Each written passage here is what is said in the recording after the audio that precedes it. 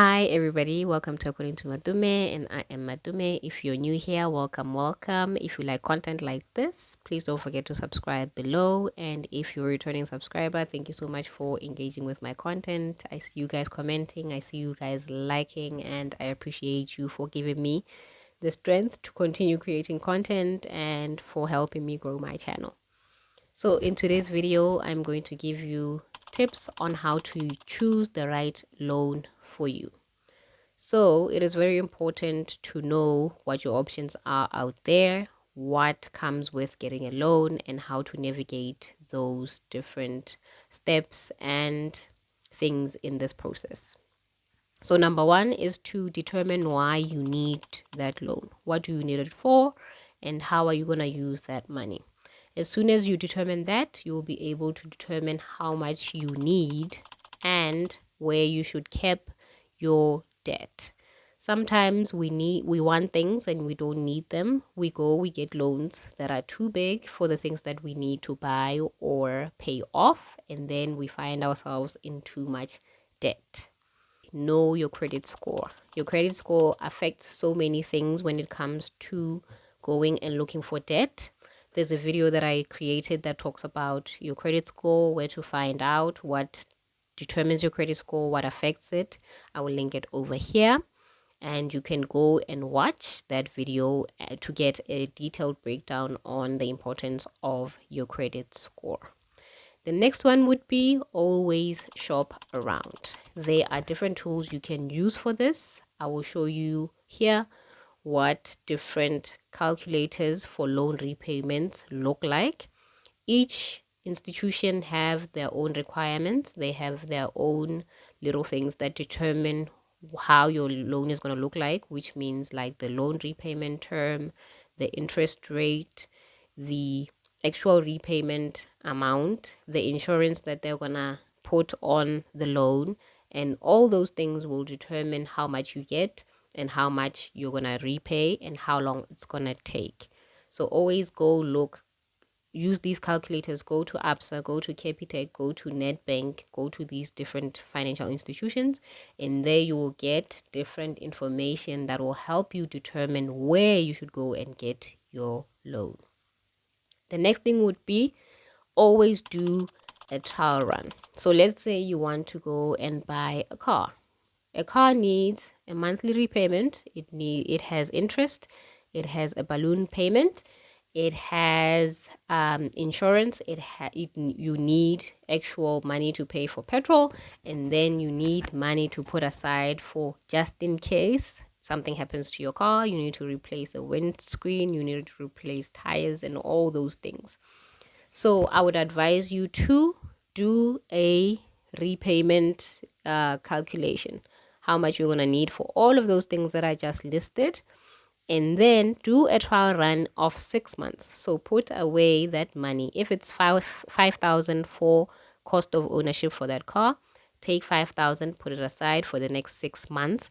If you can do that without any problem, without any issues, then you are ready to get a car loan. Go and get that car loan. Take that money that you used, either put it aside for a balloon payment, or you can pay it as a deposit, or you can put it aside, connect your bank account to where the bank loan is going to take that money. You have that prepayment for the next 6 months. You are good. If you cannot, then maybe it's time for you to go back and look at your finances. Maybe you're spending too much. Maybe you're not earning enough. Then look at those things, recalculate, budget your life, and see how much you can actually afford. Because sometimes we get into debt that we can't afford. And then at the end of the day, we miss payments, the interest rate goes up, and it's downhill from there. So always do a trial run. The next thing would be look at how much you can actually afford. How much do you have after all of your deductions? Okay, cool. How much do you have after you buy your groceries? How much do you have to spend from your earnings?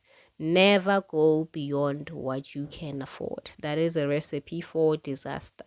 You don't want stress when it comes to your finances. If you can't afford it right now, That's okay. Take time, create discipline, save money. Sometimes you think you need to go and get a loan, but you don't. Just save for the thing that you want to buy or you want to spend money on. It may take longer, and that's okay, but at least you will know that you are spending your own money and you don't owe an institution that is adding interest rates and all these things on top of your loan. The last thing would be always read the fine print.